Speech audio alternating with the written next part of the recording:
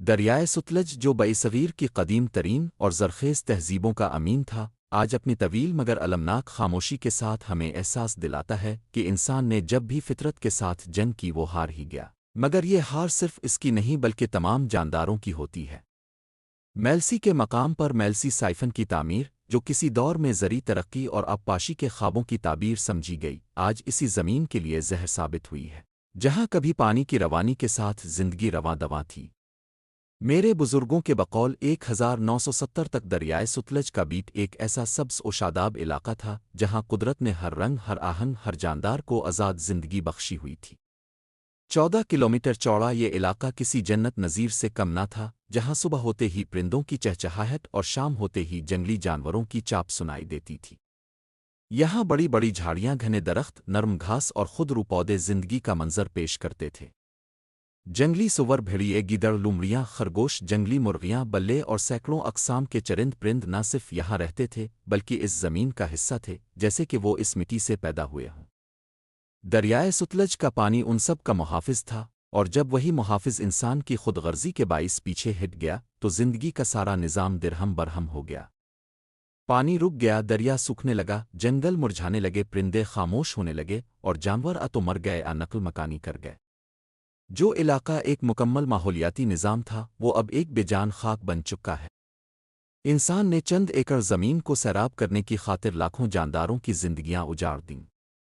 ستلج کا بیٹ جو کبھی سرسبز میدانوں اور قدرتی جھاڑیوں سے مزین تھا، اب ایک بنجر ریگزار ہے جہاں نہ سبزہ ہے، نہ پانی، نہ پرندے، نہ آوازیں، صرف ریت ہوا اور خاموشی ہے، ایک ایسی خاموشی جو دل چیر دیتی ہے۔ اس دریا کے ساتھ جو کچھ ہوا وہ صرف ایک ماحولیاتی سانحہ نہیں بلکہ تہذیبی نسل کشی ہے۔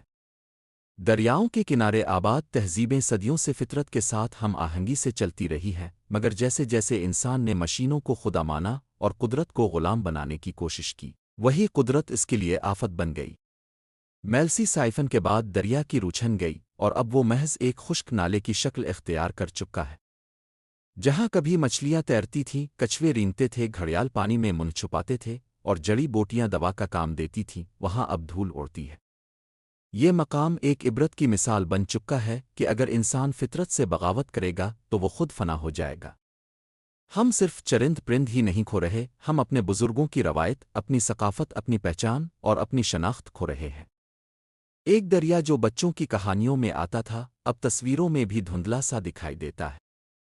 کیا ہم نے کبھی سوچا کہ ان گمشدہ آوازوں، ان مدوم جانوروں، ان سوکھتے درختوں اور اس خاموش وادی کا ہم پر کیا حق تھا؟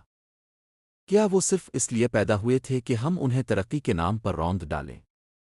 یہ سوالات صرف جذباتی نہیں بلکہ اخلاقی، روحانی اور تہذیبی نوعیت کے ہیں، اور اگر ہم نے ان کا جواب تلاش نہ کیا تو آنے والی نسلیں ہم سے سخت سوال کریں گی۔ دریائے ستلج کی خشک ہوتی ندیوں کے ساتھ ہم نے صرف پانی کو نہیں کھویا بلکہ ہم نے فطرت کے ایک عظیم باب کو بند کر دیا ہے، ایسا باب جو ہمیں توازن، ہمدردی اور قدرتی ہم آہنگی کا درس دیتا تھا۔ اب نہ صرف پرندے ہم سے ناراض ہیں بلکہ شاید وہ آسمان پر اللہ سے فریاد کرتے ہوں کہ ہمیں ان انسانوں سے بچا لے جنہوں نے ہمارے گھونسلے اجاڑ دیے، ہمارے بچوں کو مار دیا اور ہماری دنیا کو راکھ بنا دیا۔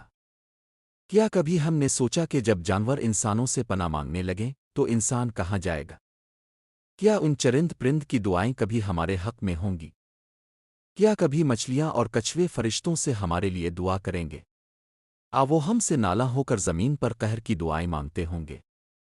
اگر ہم آج بھی نہ جاگے، اگر ہم نے ستلج جیسے دریاؤں کو پھر سے زندگی نہ دی، اگر ہم نے جنگلات کو واپس نہ اگایا، پانی کو رواں نہ کیا اور فطرت سے صلح نہ کی، تو وہ دن دور نہیں جب انسان اس زمین پر تنہا رہ جائے گا، نہ پرندہ ہوگا، نہ سایہ، نہ ہوا میں خوشبو ہوگی، نہ زمین پر سبزہ، صرف ایک سنسان دنیا جہاں صرف پچھتاوا رہ جائے گا۔